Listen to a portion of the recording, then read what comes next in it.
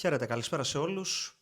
Το Μουντιάλ ήρθε, σε λίγες ώρες είναι γεγονός και εμείς πάμε να δούμε έναν τους ομίλους, τις δυνατότητες των ομάδων, τι μπορούν να κάνουν, ποια είναι τα ατού που διαθέτουν, πώς χαρακτηρίζονται συνολικά με βάση το ρόστερ, αλλά και το πρόσφατο παρελθόν τους και το παρόν τους φυσικά, και από εκεί και πέρα να βγάλουμε κάποια συμπεράσματα. Πάμε λοιπόν να ξεκινήσουμε με τους ομίλους, θα τους δούμε αναλυτικά.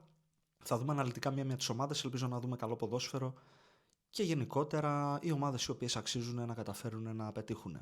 Ξεκινάμε με τον πρώτο όμιλο και ξεκινάμε με το διοργανωτή Μεξικό.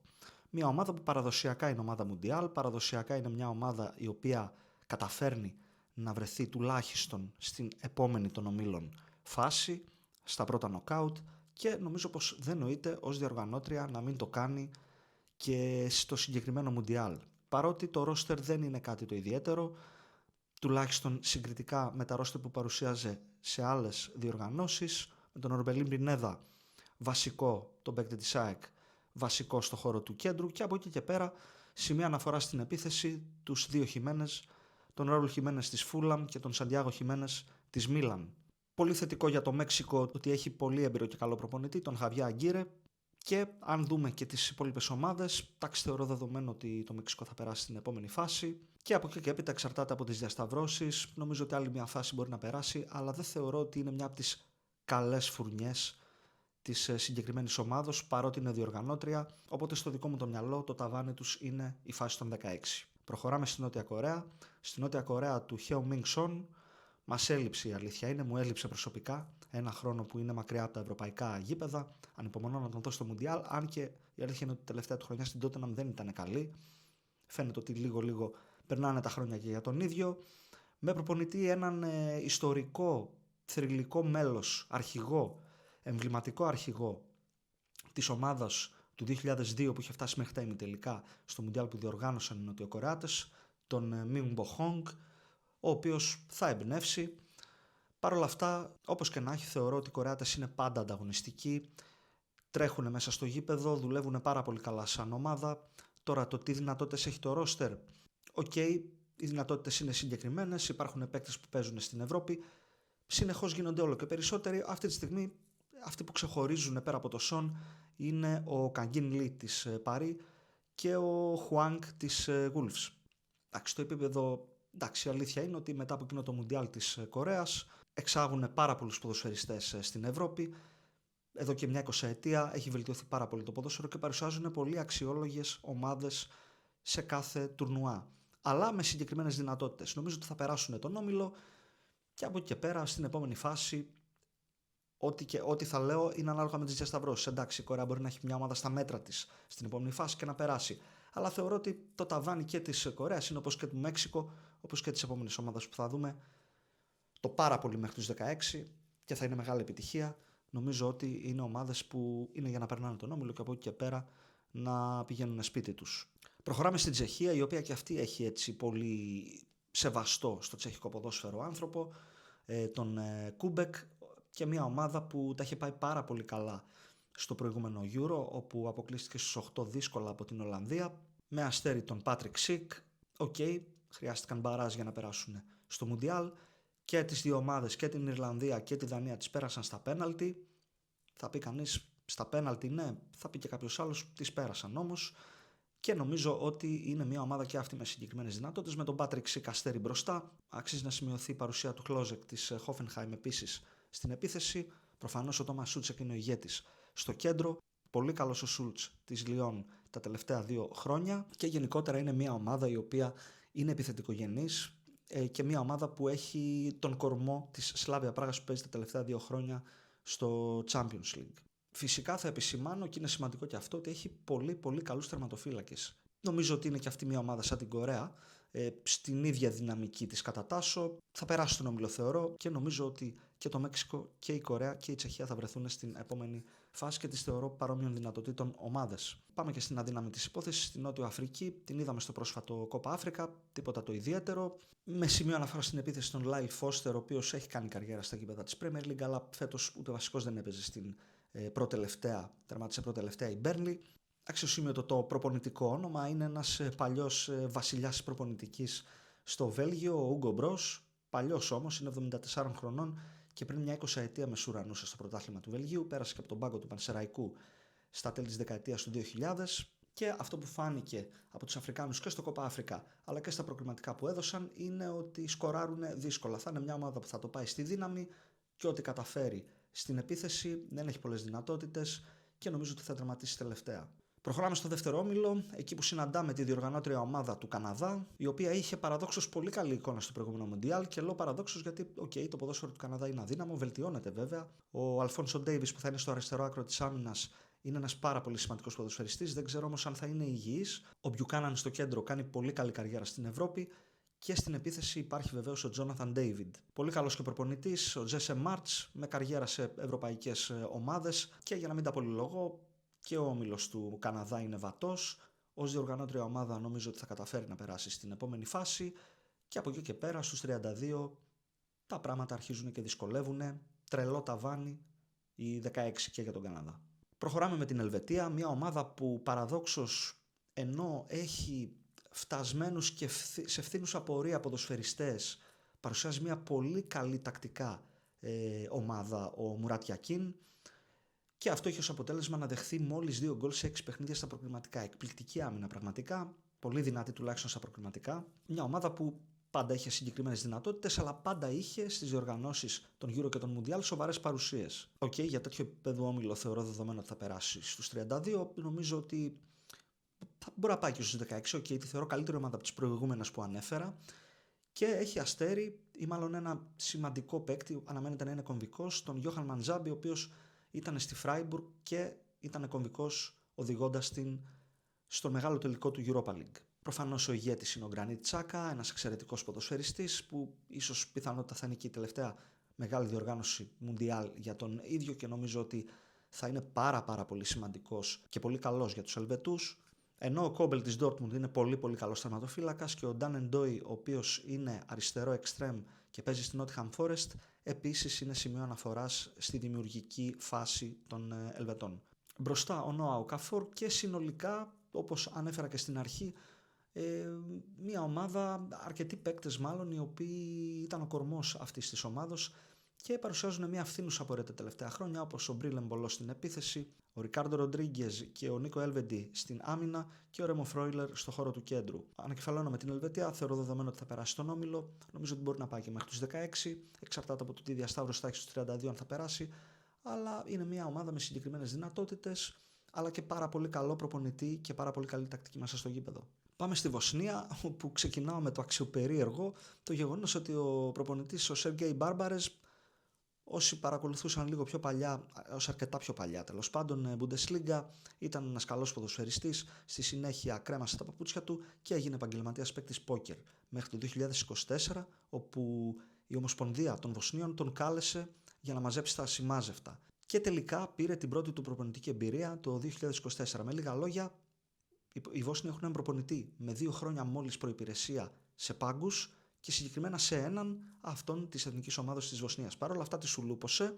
Νομίζω ότι παίζει πολύ καλά με την ψυχολογία του ο συγκεκριμένος, καθώς είναι πολύ σεβαστός στους Βόσνιους σαν προσωπικότητα, σαν ποδοσφαιρική προσωπικότητα και είχε ως αποτέλεσμα να κάνει τον μπαμ η Βοσνία στα προκριματικά και να πετάξει έξω την Ιταλία. Πράγμα το οποίο δεν είναι μικρό. Παρ' όλα αυτά οι δυνατότητες είναι χαμηλές νομίζω, με τον Αϊθαλή πολύ σεβαστό αλλά 40χρονο Εντίν Τζέκο στην κορυφή της επίθεσης και αξίζει να σημειώσουμε 3 ποδοσφαιριστές νεαρούς οι οποίοι θα πάρουν μεγάλη ευκαιρία για να ξεχωρίσουν. Είναι η Μπαϊρακτάρεβιτς, Αλιμπέκοβιτς και ο Ταχίροβιτς, ο οποίος είναι λίγο πιο γνωστός από αυτούς. Πίσω ο έμπειρος Κολάζινατς, κάτι το ιδιαίτερο δεν υπάρχει πάντως. Είναι σε έναν όμιλο εύκολο η Βοσνία. Από τη στιγμή που περνάει και ο καλύτερος τρίτος, έχει τη δυνατότητα θεωρώ να περάσει. Νομίζω πάντως ότι οι 2 πρώτες θέσεις θα είναι της Ελβετίας και του Καναδά. Και οι Βόσνοι θα πάρουν ένα τρίποντο με το αδύναμο Κατάρ και θα περάσουν στην επόμενη φάση. Και από εκεί και πέρα θα αποχαιρετήσουν και το θεσμό. Εντάξει, τώρα για το Κατάρ τι να πούμε, η πιο αδύναμη ομάδα του ομίλου τους, είδαμε και στο Μουντιάλ που διοργάνωσαν. Ακόμα ο Αφίφ είναι το αστέρι τους, προπονητής ο Ζουλιέν Λοπετέγκη που κομψή-κομψά, δηλαδή ένας προπονητής που ήταν κάποτε πολλά υποσχόμενος, αλλά στη συνέχεια ήρθαν συνεχόμενες κατραπακίες και αποτυχίες στην καριέρα του. Είναι ο προπονητής πλέον του Κατάρ. Δεν νομίζω ότι μπορεί να αλλάξει πολλά πάντως σε μια ομάδα που δεν υπήρχε στον ποδοσφαιρικό χάρτη. Το Κατάρ το θεωρώ πάρα πολύ αδύναμο Και όπως δεν τα κατάφερε ούτε στο προηγούμενο Μουντιάλ, έτσι νομίζω ότι δεν θα τα καταφέρει και τώρα και θα τερματίσει τελευταίο. Και για να ολοκληρώσω, το αξιοσημείωτο για το Κατάρ είναι ότι ζορίστηκε να περάσει στα γήπεδα του Μουντιάλ και έμεινε αρκετά πίσω, δείχνοντας σαφώς χειρότερη ομάδα από το Ιράν και από το Ουσμπεκιστάν. Πάμε στον τρίτο όμιλο, πάμε στη Βραζιλία, πάντα μεγάλη, πάντα με απαιτήσεις, αλλά έχει να δει κούπα από το 2002. Και γι' αυτό το λόγο προσέλαβαν τον Καρλέτο Αντσελότη, που εγώ του έχω τεράστια εκτίμηση πραγματικά, ένας εκπληκτικός προπονητής, πολλοί τίτλοι και πάρα πολλές προκρίσεις σε knockout παιχνίδια, έχοντας την κατοχή του όχι την καλύτερη ομάδα, όχι τις καλύτερες ομάδες, κάποιες φορές τις είχε, κάποιες άλλες δεν τις είχε, πάντως Champions League σήκωσε και με όχι τις καλύτερες εκδόσεις όλων των εποχών της Real, ας πούμε. Καταφέρνει να πάρει το 100% από τις ομάδες του, καταφέρνει να πάρει το 100% από τους ποδοσφαιριστές του, γι' αυτό νομίζω ότι θα δούμε άλλο Βίνι στη συγκεκριμένη διοργάνωση. Ο Βίνι με τον Αντσελότη έχει κάνει τα καλύτερα του ποδοσφαιρικά χρόνια και νομίζω ότι έχει και τη μεγάλη ευκαιρία να ξεχωρίσει με την Εθνική Βραζιλίας, καθώς προέρχεται μετά την απώλεια της χρυσής μπάλας από δύο πάρα πολύ κακές χρονιές. Νομίζω είναι η ευκαιρία του και ο Αντσελότη θα του δώσει το κίνητρο. Με το Ραφίνια μπροστά και τον Κούνια ψευτοενιάρη, νομίζω είναι πάρα πολύ καλά η Βραζιλία. Αν παίξει ο Ιγκορ Τιάγκο που έκανε εκπληκτική χρονιά με την Μπρέντφορντ και ταΐζουν τον Ιγκορ Τιάγκο από την έννοια ότι έχει το εύκολο γκολ, μια ομάδα με το καλύτερο κεντρικό αμυντικό δίδυμο θεωρώ της διοργάνωσης, με τον Γκάμπριελ και τον Μαρκίνιος που τους είδαμε ως αντιπάλους και στον τελικό του Champions League τον πρόσφατο. Το ερωτηματικό είναι τα πλάγια back, καθώς εκεί υπάρχουν οι γερασμένοι Σάντρο και Ντανίλο, και από εκεί και πέρα ένας παίκτης από τη Zenit. Ο Wesley ήταν ένας παίκτης που πίστευα ότι είναι εγγύηση στο δεξιάκρο της άμυνας και θα καλύψει, αλλά τραυματίστηκε και θα μείνει εκτός. Εκεί πάντως είναι το κενό των Βραζιλιάνων. Εντάξει, προφανώς δεν είναι μια έκδοση της Βραζιλίας όπως κάποτε με Καφού, Ρομπέρτο Κάρλος, Ρονάλντο και Ριβάλντο και της Παναγιάς στα μάτια, αλλά είναι μια χαρά πολύ καλή ομάδα. Στο κέντρο Καζεμίρο νομίζω μπορεί να κάνει ένα τρομερό τουρνουά, γιατί δεν του ζητάς να παίξει 35 μάτς, του ζητάς να κάνει 5 καλά παιχνίδια, όπως και το backup του που είναι ο Φαμπίνιο, και ο Μπρούνο Γκιμαράες νομίζω ότι είναι underrated γιατί παραμένει ακόμα στη Newcastle. Θεωρώ ότι είναι πολύ μεγάλη παιχτάρα. Να σημειωθεί οπωσδήποτε ότι στα προκριματικά είχε αδυναμίες. Για παράδειγμα, η Αργεντινή δεν την έβλεπε και σίγουρα δεν απέδειξε ότι είναι μια πραγματικά πάρα πολύ δυνατή ομάδα που, με βάση την παρουσία της στα προκριματικά, λες ότι θα πάει να πάρει το Μουντιάλ. Παρ' όλα αυτά θεωρώ ότι μπορεί να πάρει το Μουντιάλ και εγώ προσωπικά αυτήν θα προτιμήσω, γιατί έχω πάρα πολύ εμπιστοσύνη στον Αντσελότη και νομίζω ότι το κεντρικό αμυντικό δίδυμο τα λέει όλα, θα είναι πολύ μεγάλη ασφάλεια για τη Βραζιλία και ο Βίνι και ο Ραφίνια μπροστά θα πετάνε φωτιές και θεωρώ ότι είναι παίκτες που μπορούν πραγματικά να κάνουν τα πάντα.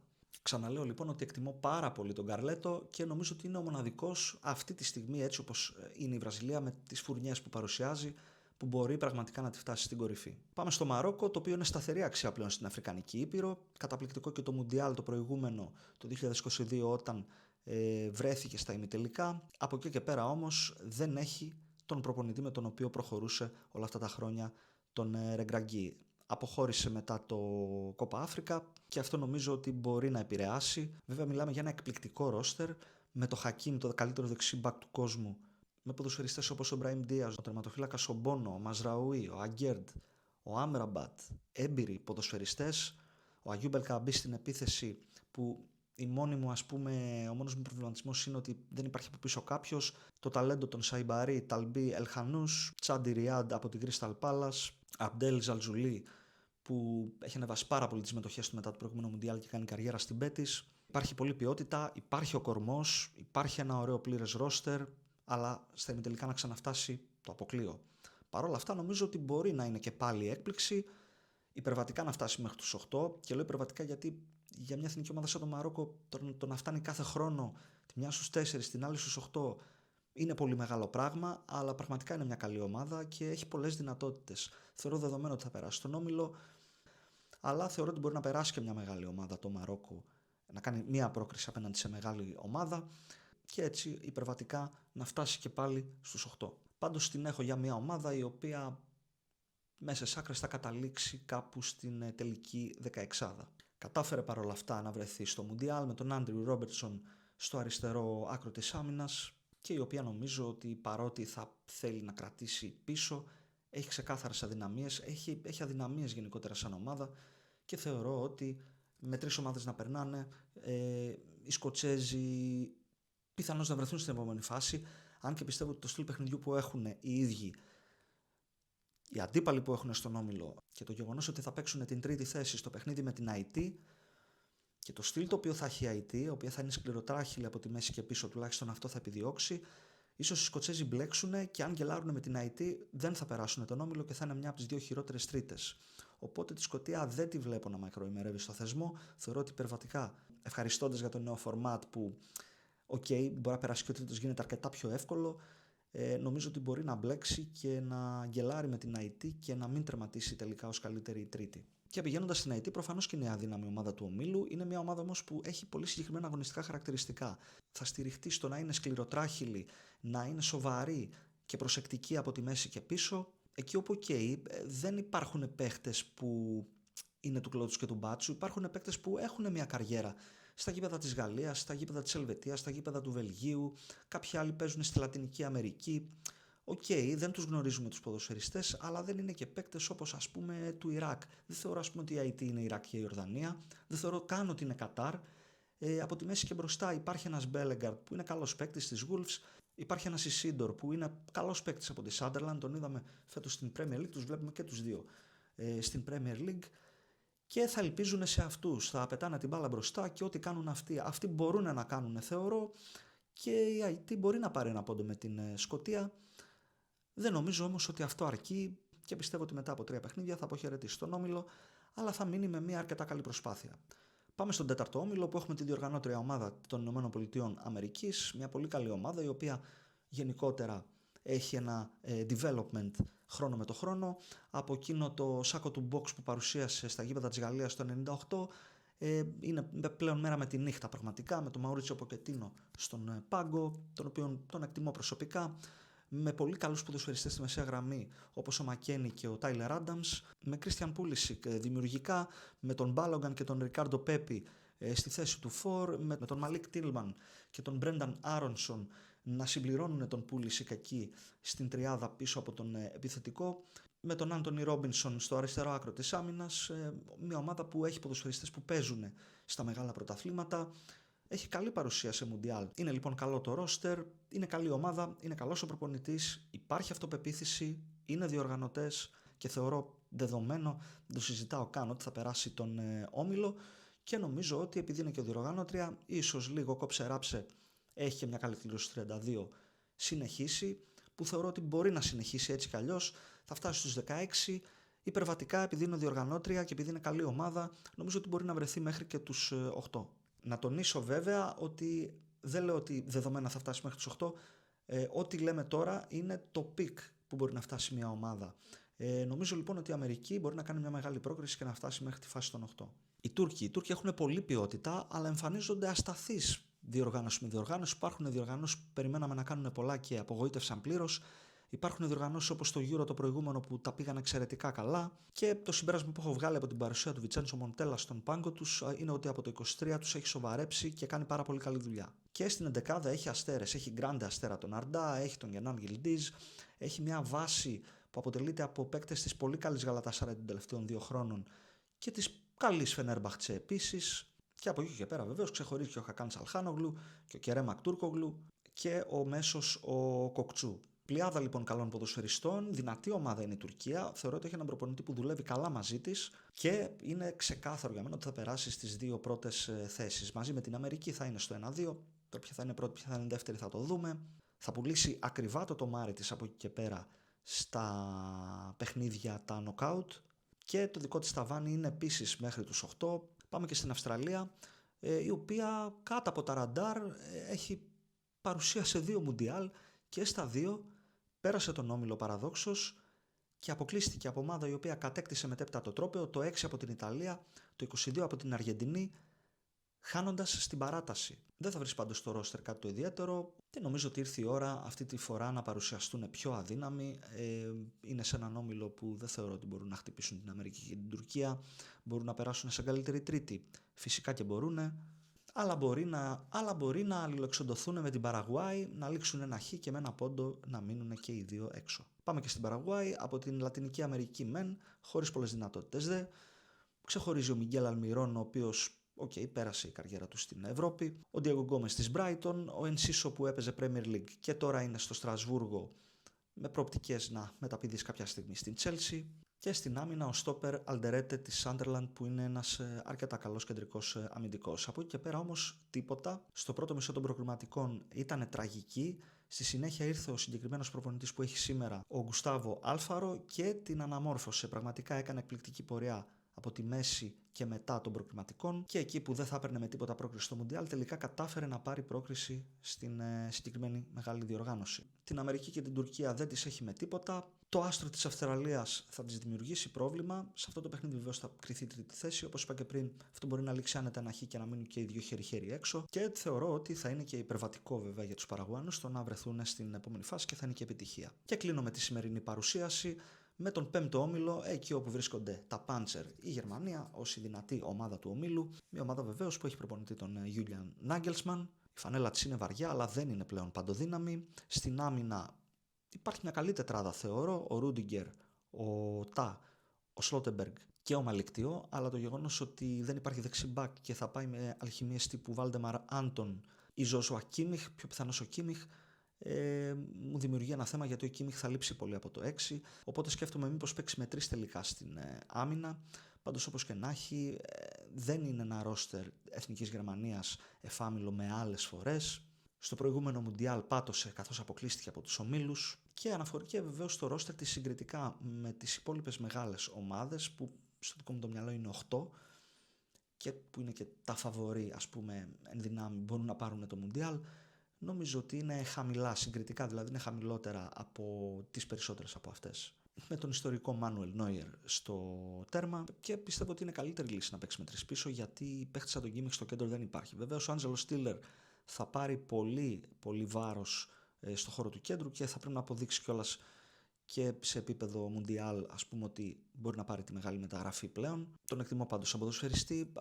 Αυτοί που με προβληματίζουν είναι ο Γκορέτσκα και ο Πασκάλ Γκρος, που έχουν μια φθήνουσα πορεία, και από εκεί και πέρα δημιουργικά ελπίζει στον εξαιρετικό Τζαμάλ Μουσιάλα και στον Φλόριαν Βίρτς, έχοντας 3 ψεύτικα εννιάρια στην ουσία στη θέση του Φορ, τον Κάι Χάβερτς, τον Νίκ Βολτεμάντε και τον Ντένις Ουντάβ. Ο όμιλος είναι δύσκολος, παρόλα αυτά, από τη στιγμή που περνάνε 3 και η Γερμανία έχει το Κουρασά στον όμιλο, θεωρώ δεδομένο ότι θα περάσει, αλίμονο, αλλά νομίζω ότι θα βγάλει πολύ δύσκολες με την ακτή ελεφαντοστού και τον Ισημερινό. Πετυχαίνει 2 πολύ δύσκολους αντιπάλους και 2 πολύ πονηρούς αντιπάλους στον όμιλο, και πολύ αμφιβάλλω αν θα τερματίσει πρώτη. Νομίζω ότι θα έχει πάρα πολλά προβλήματα με αυτές τις 2 ομάδες, και από εκεί και πέρα δεν ξέρω αν θα τερματίσει και δεύτερη. Και γενικότερα για το βάρος του ονόματός της στη διοργάνωση δεν τη βλέπω να φτάνει μακριά. Δηλαδή μπορεί να φτάσει μέχρι τους 16, ας πούμε, μπορεί να φτάσει και μέχρι τους 8. Αλλά δεν είναι, η Γερμανία είναι για να φτάνει μέχρι το τέλος. Είναι πολύ μεγάλο όνομα, οπότε θεωρώ ότι δεν θα είναι ένα ιδιαίτερα καλό Μουντιάλ για τους Γερμανούς, που το μίνιμουμ που θα μπορεί να χαρακτηριστεί ένα καλό Μουντιάλ για αυτούς θα είναι να πάνε στα ημιτελικά. Δεν τους βλέπω με τίποτα στα ημιτελικά. Πάμε στο Εκουαδόρ, η καλύτερη φουρνιά της ομάδας του Εκουαδόρ που έχει υπάρξει, με world class ποδοσφαιριστές στην άμυνα, όπως τον Πάτσο, τον Χινκαπιέ, τον Πέρβισε στο Πινιάν, ο Ορντόνιες είναι πολύ καλός της Κλαμπρίζ, και στο εξάρι βεβαίως ο καταπληκτικός πραγματικά Καϊσέδο, αλλά από εκεί και πέρα προβληματισμός. Ναι, από τη μέση και πίσω σούπερ. Αυτό το δείχνει βέβαια και η παρουσία της στα προκριματικά, όπου η άμυνά της επέτυχε αδιανόητα κατορθώματα, δεχόμενη μόλις 5 γκολ σε 18 παιχνίδια, παρακαλώ, και τερματίζοντας, αν και ξεκίνησε τη διοργάνωση με -3, έκανε περίπατο με ομάδες όπως, με πολύ καλές εθνικές και δυνατές ομάδες που υπάρχουν στη Λατινική Αμερική. Τερμάτισε δεύτερη πίσω από την Αργεντινή. Αλλά όπως είπαμε, στο κέντρο θα πρέπει ο Κέντρι Πάεζ, ο νεαρός, να σηκώσει το βάρος, να το σηκώσει ο Γκονζάλο Πλάτα, κάποιοι άλλοι ποδοσφαιριστές που δεν είναι και τίποτα το τρομερό, εκτός αν δείξουν σε αυτό το Μουντιάλ ότι είναι. Ο Πάεζ νομίζω ότι έχει πολύ μέλλον μπροστά του, αλλά είναι και σε μικρή ηλικία. Δεν ξέρω αν θα μπορέσει, ας πούμε, να τραβήξει όλο το κουπί. Μπροστά ο 36χρονος πλέον Ενέρ Βαλέντσια, και μιλάμε τώρα για μια ομάδα η οποία θα προσπαθεί να κρατάει, και νομίζω ότι θα τα καταφέρει να κρατάει χαμηλά τα σκορ, και ότι μπορέσει καλύτερο να κάνει μπροστά. 0-0, 1-0, εκεί πάει, εκεί ήταν και τα σκορ της στα προκριματικά. Εντάξει, θεωρώ δεδομένο ότι θα τον περάσει τον όμιλο, θα δυσκολέψει καλές ομάδες όπως η Ακτή και η Γερμανία, και θα δυσκολέψει καλές ομάδες και στη συνέχεια, καθώς το αγωνιστικό της στυλ και η ποιότητα που έχει από τη μέση και πίσω είναι ιδανικές για παιχνίδια νοκάουτ. Νομίζω λοιπόν ότι μπορεί να περάσει την φάση των 32, αλλά θεωρώ ότι το ταβάνι της είναι στη φάση των 16, Γιατί δεν στέκομαι μόνο στη world class άμυνα, στέκομαι στο ότι από τη μέση και μπροστά ίσως είναι και αποδειχθεί η αχίλλειος πτέρνα της. Και η φάση των 16 για το Εκουαδόρ είναι πάντως μια πάρα πολύ καλή παρουσία, από τη στιγμή βεβαίως που η φάση των 16 πλέον είναι η δεύτερη knockout φάση, καθώς έχουμε 48 ομάδες. Οπότε θα έχει προχωρήσει αρκετά και νομίζω ότι το ταβάνι είναι εκεί λόγω της έλλειψης δυνατής μεσοεπιθετικής γραμμής. Την ακτή ελεφαντοστού, για παράδειγμα, την έχω πιο ψηλά από το Εκουαδόρ και την έχω πιο ψηλά γιατί είναι συνολικά μια καλή ομάδα και ένα καλό ρόστερ. Ίσως τερματοφύλακες μυρωδιά, αλλά από εκεί και πέρα είναι μια εντελώς νέα γενιά. Στα προηγούμενα 2 Μουντιάλ δεν την είδαμε την ακτή, επιστρέφει όμως δυναμικά τώρα. Η αλήθεια είναι βέβαια ότι αυτή η γενιά έφαγε την κρυάδα στο Κόπα Αφρικα, φτάνοντας και αποκλειόμενη από την Αίγυπτο στους 8. Πράγμα που για αυτή τη φουρνιά είναι μεγάλη αποτυχία. Θεωρώ όμως ότι αυτό το Μουντιάλ θα είναι διαφορετικό. Με Σιγκό της Γαλατά, Εντικά της Ρώμα, εκπληκτική χρονιά, Κοσουνού και τον Διομαντέ της Sporting Λισαβόνας, νομίζω είναι πάρα πολύ καλά στην άμυνα. Έχει μια τριάδα στο κέντρο που έχει πολλές ικανότητες. Πραγματικά ο Φράνκο Κεσιέ, ο Σαγκαρέ, ο Ιμπραήμ Σαγκαρέ της Nottingham Forest, ο Σέκο Φοφανά. Προβλέπεται λοιπόν να είναι μια συμπαγής ομάδα από τη μέση και πίσω και από τη μέση και μπροστά είναι φωτιά. Με τον Γιάν Διομαντέ της Λειψίας που έκανε θράψη και τον ζητάει η Λίβερπουλ έτσι και πιθανώς να πάρει και μεγάλη μεταγραφή μετά το Μουντιάλ στη μία μπάντα, στην άλλη μπάντα ο Αμάντι Διαλό της Manchester United, στην επίθεση ο Μπονίτη Σίντερ, πολύ καλός παίκτης και σε νεαρή ηλικία, ο Εβάν Γκεσάν που μπορεί να παίξει και πλάγια και στη θέση του φορ και σαν δεύτερος φορ. Η Νικολά Πεπέ και Σιμών Αντιγκρά είναι πολύ καλά backup για τους ακραίους εξτρέμ και τη βλέπω να τερματίζει, για να πω ειλικρινά, πρώτη στον όμιλο. Και νομίζω ότι μπορεί να είναι και από αυτές τις ομάδες που μπορεί να είναι έκπληξη και να φτάσει και μέχρι τους 8. Και ολοκληρώνω με το Κουρασάο, πολύπειρος Dick Advocat, 78 χρονών παρακαλώ, με θητεία σε άπειρες ευρωπαϊκές ομάδες και άπειρες εθνικές ομάδες, οδήγησε το άσημο και άγνωστο Κουρασάο σε τελική φάση Μουντιάλ. Μια τεράστια επιτυχία για μια ομάδα που δεν έχει κάτι το ιδιαίτερο, αν και αξίζει να σημειωθεί πως πέταξε εκτός την Τζαμάικα και το Trinidad στα προκριματικά, αλλά μιλάμε για ένα grand outsider, του οποίου ο πιο ακριβώς ποδοσφαιριστής είναι ο Τάιτ Τσόγκ. Πρώην παίκτης των Ακαδημιών της United και ο Stopper Τσάιτχόβεν, ο Μπίσπο είναι τα ονόματα έτσι που είναι λίγο γνωστά. Από εκεί και πέρα το χάος και θα στηριχθεί δημιουργικά στο γκάπτεν της, τον Λεάνδρο Μπακούνα, ενώ υπάρχει και ένας γνωστός από την παρουσία του στην Κηφισιά τη σεζόν που μας πέρασε στην Ελληνική Super League, ο Τζέρεμι Αντωνίσε. Ολοκληρώνω για το Κουρασάο, η χαρά της συμμετοχής, τίποτα περισσότερο. Θα δώσει 3 παιχνίδια, θα τα χάρει και θα αποχωρήσει κάπου στις 25 Ιουνίου, νομίζω είναι το τελευταίο του μάτς από την διοργάνωση. Αυτά λοιπόν για τους πρώτους 5 ομίλους. Μείνε συντονισμένος, κάνε like αν σου άρεσαν, αν συμφωνείς με τις στοιχηματικές επιλογές. Εντάξει, δεν μιλάω τώρα για στοίχημα, αλλά κάνω κάποιες εκτιμήσεις και δίνω κάποιες πληροφορίες που μπορεί να σε βοηθήσουν να επιλέξεις και εσύ ίσως πράγματα. Κάνε μου like λοιπόν αν σου άρεσε το περιεχόμενο. Γράψε μου σχόλιο αν συμφωνείς, αν διαφωνείς με κάποια ομάδα, με τα λεγόμενά μου, που πιστεύεις ότι μπορεί να φτάσει κάποια από αυτές, που πιστεύεις ότι δεν μπορεί να φτάσει κάποια από αυτές που είπα. Και φυσικά κάνε εγγραφή στο κανάλι μου για περισσότερο αθλητικό περιεχόμενο.